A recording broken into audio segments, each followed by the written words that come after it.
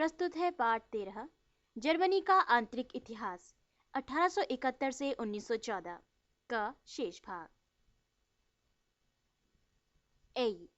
उपनिवेश स्थापना। औद्योगिक तथा व्यापारिक विकास के साथ साथ 1880 से जर्मनी के उपनिवेशों का भी विकास हुआ। प्रारंभिक वर्षों से बिस्मार्क उपनिवेश स्थापना की नीति में विश्वास न रखता था। उसको निश्चय था कि जर्मनी अपना पूर्ण संगठन करे और औपनिवेशिक प्रतिद्वंद्विता में प्रवेश कर अन्य राष्ट्रों की शत्रुता न मोल ले। लेकिन जर्मनी में उपनिवेश स्थापित करने की इच्छा बढ़ती जा रही थी। 1882 में जर्मनी उपनिवेश संघ की स्थापना हुई। 1884 में इस संघ का मुख्य पत्र नेशनल ज़ेटुंग आरंभ किया गया। इसी वर्ष जर्मन उपनिवेशन के लिए संस्था की भी स्थापना हुई। इन संस्थाओं की सदस्य संख्या में तीव्र वृद्धि हुई और इनकी शाखाएं देश के सभी भागों में खुली। व्यापारिक संरक्षण और उद्योग व्यापार को प्रोत्साहन देने की नीति से अपने कच्चे माल तथा औद्योगिक वस्तुओं के लिए जर्मनी की मंडियां स्थापित करना आवश्यक था, जो कि सिर्फ उपनिवेशों में ही मिल सकती थीं। 1884 में बिस्मार्क ने व्यापारियों और यात्रियों के इस कार्य में सहायता दी और एक शक्तिशाली उपनिवेशिक नीति का अनुसरण किया। उस वर्ष जर्मनी ने अफ्रीका के पूर्वी दक्षिण पश्चिमी भागों में अनेक व्यापारिक चौकियों को हस्तगत कर लिया। 1884 में ही जर्मनी ने अफ्रीका में दक्षिण पश्चिम अफ्रीका, कैमरून, टोगोलैंड तथा पूर्वी अफ्रीका उपनिवेश स्थापित किए। सुदूर पूर्व में न्यू गिनी, सोलोमन द्वीप समूह तथा कुछ अन्य द्वीपों पर जो न्यू गिनी के उत्तर में थे अधिकार कर लिया।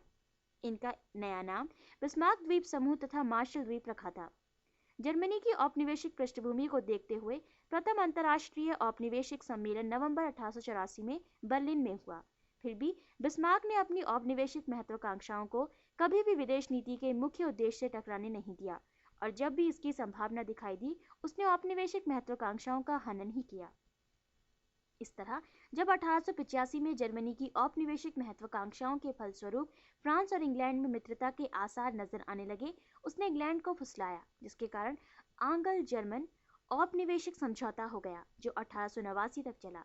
लेकिन बिस्मार्क के पतन के पश्चात उसके उत्तराधिकारी उसके द्वारा निर्धारित औपनिवेशिक परिधि तक सीमित न रहे। बिस्मार्क का इस्तीफा। 1888 में कैसर विलियम की मृत्यु हो गई और फ्रेडरिक द्वितीय सम्राट बना, लेकिन वो भी 3 महीने पश्चात मर गया। अब उसका पुत्र विलियम द्वितीय सम्राट बना। नया सम्राट वर्ष 29 वर्ष का ही था और अत्यंत सक्रिय बुद्धि, महत्वाकांक्षी, साहसी तथा स्वेच्छाचारी था। वो ये सहन नहीं कर सकता था कि बिस्मार्क शासन का कार्य स्वयं ही चलाए। 1889 में खान मजदूरों की हड़ताल के प्रश्न पर सम्राट तथा चांसलर में तीव्र मतभेद प्रकट हुए। इस मामले में राष्ट्रीय सभा में भी बिस्मार्क की नीति मंजूर न हो सकी। 1890 के चुनावों में बिस्मार्क के विरोधियों को सदन में बहुमत मिला। अब बिस्मार्क ने चुनाव कानूनों में परिवर्तनों की मांग की, जिससे उसकी नीति के समर्थक राष्ट्रीय सभा में बहुमत में आए, तो सम्राट ने इनकार कर दिया। उधर विदेश नीति के कई मुद्दों पर भी मतभेद प्रकट हुए। मार्च 1890 में 75 वर्ष की आयु में बिस्मार्क ने इस्तीफा दे दिया और सम्राट ने इसे स्वीकार कर लिया। बिस्मार्क की सफलताओं का मूल्यांकन। सभी इतिहासकार बिस्मार्क को जर्मन इतिहास का सर्वोच्च व्यक्ति मानते हैं। जर्मन साम्राज्य को स्थापित करने में उसने महत्वपूर्ण योगदान दिया। जर्मन साम्राज्य के चांसलर के रूप में उसका उद्देश्य साम्राज्य को बाहरी तथा आंतरिक शत्रुओं से सुरक्षा प्रदान करना था। इससे कभी कभी उसकी गृह नीति उतनी ही योगदान नहीं रही जितनी की विदेश नीति। ये सही है कि उसकी रोमन कैथोलिकों संबंधी नीति तथा समाजवादियों के प्रति नीति लगभग असफल रही, लेकिन ये मानना पड़ेगा कि उसने हमेशा उत्तरदायित्व को समझा और कभी भी पक्षपातपूर्ण नीति नहीं अपनाई और उसकी नीतियों से साम्राज्य पुष्ट हुआ तथा जर्मनी आर्थिक और औद्योगिक क्षेत्र में यूरोप का एक विशिष्ट समृद्धशाली देश माना जाने लगा।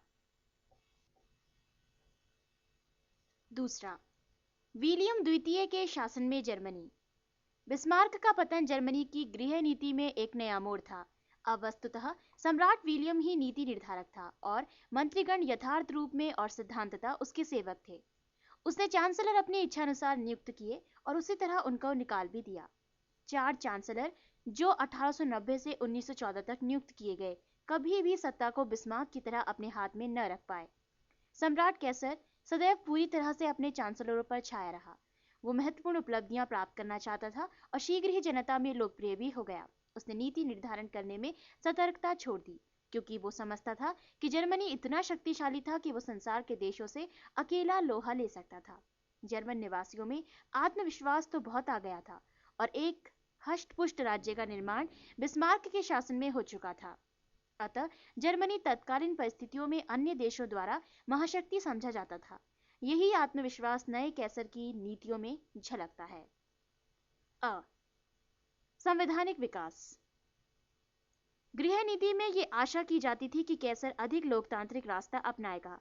जिस तरह से बिस्मार्क को हटाया गया था, लगता था कि सम्राट उदार दिशा की तरफ संवैधानिक सुधार करेगा, लेकिन किसी विशेष महत्व के सुधार नहीं किए गए। इसके विपरीत कैसर ने अपनी स्थिति मजबूत करने की कोशिश की और उन दलों के विरुद्ध कदम उठाए जिनको वो साम्राज्य के हितों के विरोधी समझता था। फिर भी एक महत्वपूर्ण परिणाम ये हुआ कि राष्ट्रीय सभा की महत्ता में बढ़ोतरी बिना इस संस्था के समर्थन के शासन करना मुश्किल हो गया। यद्यपि राष्ट्रीय सभा ने चांसलरों को नहीं निकाला, सरकारी नीतियों की इस सभा से अनुमोदन कई बार नहीं किया और कई बार सरकार के विरुद्ध प्रस्ताव पारित करने के पश्चात ही ये चांसलर हटे। 1908 में तथाकथित डेली टेलीग्राम अखबार कांड ने यह दिखलाया कि इस सभा की शक्तियां संविधान में दिए अधिकारों की सीमाओं से अधिक बढ़ गई थी। लंदन के इस पत्र को दिए गए भेंट में सम्राट ने जर्मनी तथा ग्रेट ब्रिटेन के पारस्परिक वैमनस्यपूर्ण संबंधों का जिक्र किया और इन संबंधों को बेहतर बनाने में अपनी मुश्किलों का जिक्र भी किया। इस बयान को लेकर राष्ट्रीय सभा में हंगामा मचा और सम्राट पे ये आरोप लगाया गया कि उसने बिना सोचे समझे इस तरह का युद्ध भड़काने वाला बयान दिया। तत्कालीन चांसलर ब्यूरो ने सभा में बयान दिया और कहा कि सम्राट से भूल हो गई थी और भविष्य में बिना चांसलर की अनुमति के सम्राट सार्वजनिक बयान नहीं देंगे। ये संसदीय सरकार की स्थापना की और सही कदम था, लेकिन शीघ्र ही आशा खत्म हो गई क्योंकि राष्ट्रीय उदार दल ने इसका समर्थन न किया। समाजवाद। नया समाज श्रमिकों के प्रति उदार नीति अपनाना चाहता था और 1911 में इस ओर एक महत्वपूर्ण कदम उठाया, जबकि सभी सामाजिक सुरक्षा के नियमों को विधिबद्ध कर दिया गया और उनको गैर औद्योगिक श्रमिकों जैसे कृषकों तथा घरेलू नौकरी पर भी लागू कर दिया गया। फलतः जर्मन मजदूर तत्कालीन यूरोप में सबसे अधिक सुरक्षित थे। समाजवादी विरोधी नियमों का 1890 में पुनर्नवीनीकरण किया गया। अब समाजवादियों ने फिर अपने को प्रत्यक्ष रूप से संगठित करना शुरू कर दिया और अब उन्होंने अप्रत्याशित रूप में आंदोलन भी आरंभ कर दिया, जिससे समाजवादी प्रजातांत्रिक दल का विकास हुआ। वो न केवल आर्थिक क्षेत्र में क्रांति के इच्छुक थे, बल्कि तत्कालीन कुलीनतंत्र सरकार के भी तीव्र विरोधी थे। वो निरंतर लोकतंत्रात्मक संस्थाओं की स्थापना की मांग करते रहे। वो सेना और नौसेना में बढ़े खर्चे का भी विरोध करते थे। उनकी शक्ति बढ़ती ही गई और 1912 में राष्ट्रीय सभा में समाजवादी दल के 110 सदस्य चुने गए। शाही नौसेना। विलियम द्वितीय का शासन जर्मनी के औद्योगिक एवं व्यापारिक विकास के बिना विशेष महत्वपूर्ण है, जिससे जर्मनी, इंग्लैंड एवं संयुक्त राज्य अमेरिका का प्रतिद्वंदी भी किसी सीमा तक बना। उसने औपनिवेशिक और वैदेशिक मामलों में आक्रामक नीति का पालन किया।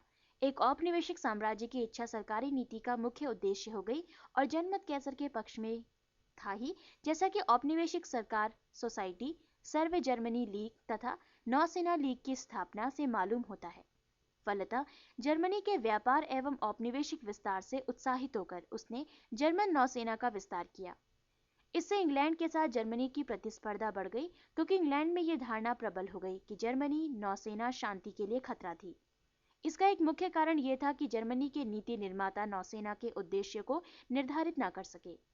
कैसर की यह धारणा थी कि विश्व के किसी भी भाग में जर्मन नौसेना अपने बल में शांति बनाए रखने में समर्थ हो।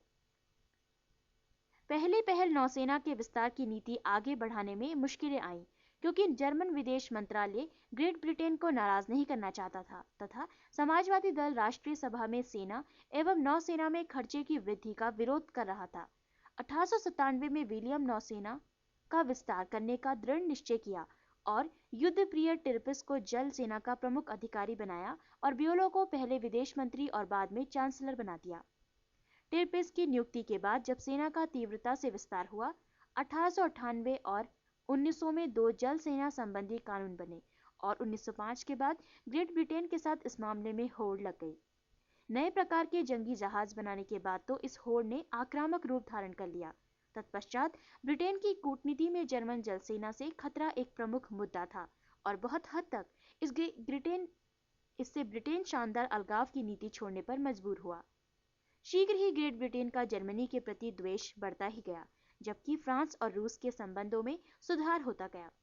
इससे यह मालूम होता है कि अब यूरोप दो द्वेष परस्पर विरोधी गुटों में बढ़ रहा था।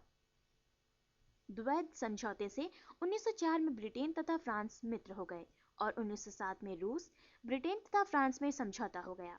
फलतः जर्मनी को ऑस्ट्रिया हंगरी पर सहायता तथा समर्थन के लिए झुकना पड़ा, लेकिन दोनों देशों की स्थिति में परिवर्तन आ चुका था।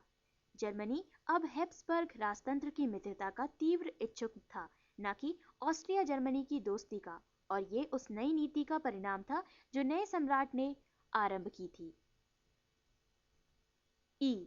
निष्कर्ष। इस बात से इनकार नहीं किया जा सकता कि 1914 से पहले जर्मनी समृद्धि तक आशावाद से ओतप्रोत था तथा इसमें कुछ शानदार कार्य करने की इच्छा बहुत प्रबल थी। फलतः जर्मन सरकार ने नौसेना की वृद्धि, बगदाद रेल पथ तथा अंतर्राष्ट्रीय क्षेत्र में अपनी धाक जमाने की नीति अपनाई। लेकिन इससे यह निष्कर्ष निकालना गलत है कि जर्मनी स्वयं को महाशक्ति घोषित करने के लिए एक विश्व युद्ध लड़ना चाहता था। वास्तव में 1914 में जर्मनी अपनी आर्थिक एवं सैनिक शक्ति के प्रति सचेत होते हुए भी यूरोप में अपनी कमजोर कूटनीतिक स्थिति को समझता था। ये सही है कि नौ जर्मनी यूरोपीय राजनीति में अपना विशिष्ट स्थान चाहता था और इसको प्राप्त करने के लिए उसने कभी कभी अविवेक से कार्य किया, लेकिन उसकी ये शंका कि उसका अन्य राष्ट्रों द्वारा घेराव किया जा रहा था बिल्कुल निराधार न थी। उसका सबसे बड़ा दोष यह था कि उसकी आश्चर्यजनक औद्योगिक और वैज्ञानिक प्रगति उसके निवासियों के सर चढ़ गई थी। वो इस आत्मविश्वास तथा समृद्धि को सही रास्ते पर नहीं ले जा सके, और ये दुर्भाग्य था कि जर्मनी के शासक विलियम तथा उसके चांसलर अपने राष्ट्र के प्रति अपनी जिम्मेदारी न निभा सके। इन सब कारणों से यहाँ उग्र राष्ट्रवाद का जन्म हुआ। ऐसी परिस्थिति में यूरोप में विस्फोट हुआ, और ये निश्चित भी था, और ये शीघ्र ही हुआ जब बोस्निया की राजधानी सराजेवो में हैब्सबर्ग राजकुल के राजकुमार की 21 जून 1914 को हत्या कर दी गई। पाठ 13 समाप्त।